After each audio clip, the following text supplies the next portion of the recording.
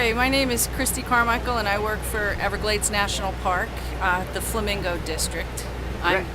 And what are you doing here at this Bioblitz? I'm here to represent the South Florida National Parks. We have a table set up for educational purposes to kind of show some of the biological diversity in the parks. Let's take a look at some of that biodiversity.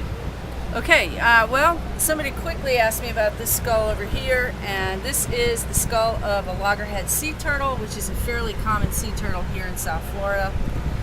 It's probably the most common one that we have in the area.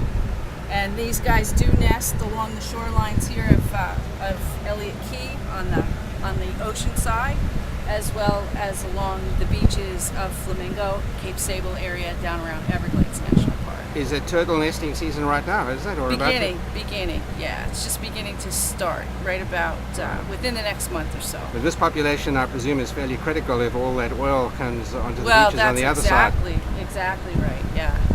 All right, let's have a look at some more biodiversity. Okay. All right, we have an American crocodile, which personally I think is probably one of the most interesting of the reptiles down here because it is one of the more tropical of the two versus the alligator. The alligator being more of a temperate reptile, the crocodile more of a tropical species. And the only place in the United States where you can see American crocodiles is South Florida. There's a population of them that hang around Turkey Point nuclear power plant, that visit around Biscayne National Park and up by Black Point. And then we have a population down in Everglades National Park, and Flamingo is one of the better areas to see crocodiles in the wild. Now, how do people tell the difference between a crocodile and an alligator? Yeah, I don't have an alligator skull here, but the crocodile tends to have more of a narrow snout, and the teeth are visible from the bottom jaw when the jaws are closed. On an alligator, the jaw is going to be much more round, and the teeth are only visible going down from the top jaw when the jaws are closed. The color is different. The crocodile is more of a grayish green, and the alligator is more of a dark, almost black color. Is the crocodile more aggressive to humans than That's a alligators? very typical question. This species is an American crocodile, which is very different from the crocodiles that we often think of, such as the Australian salties and the African crocodiles.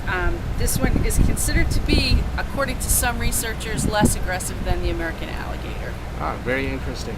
And what's this one over here? What are we looking at here? This is the skull of a manatee. Again, another tropical species that is found throughout Florida, but typically comes into the marina areas, especially in the wintertime when the surrounding coastal waters get cooler.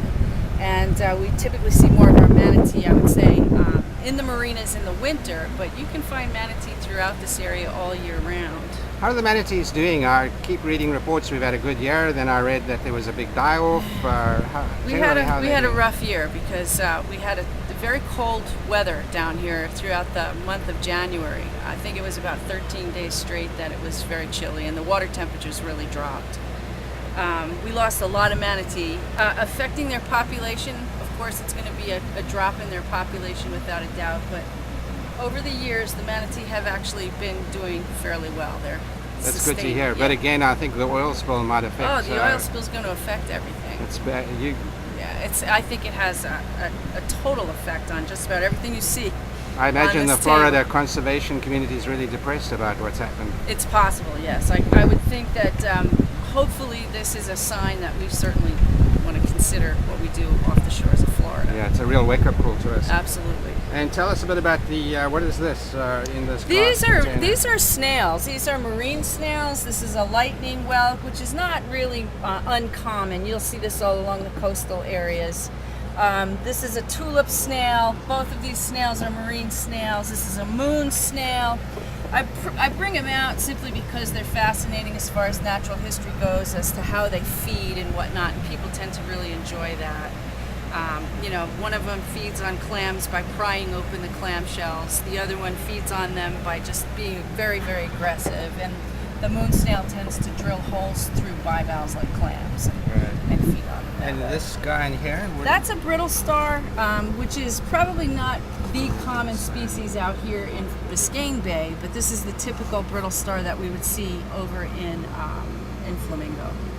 And is that a bird over there? No, this is actually the skull, the top skull of a fish called a topsail catfish. And frequently people find these on the beach and wonder what they are. You turn it over. Sometimes folks say that it looks like the Jesus cross, the cross of Jesus on the cross. Oh, I see that. But this is the skull of a catfish, which most people wouldn't be familiar with.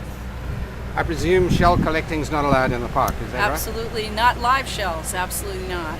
There are a small amount of shells that you are allowed to keep, but that may even change as time goes on. So. right? Well, Christi, thank you very much for talking to us. Thank you.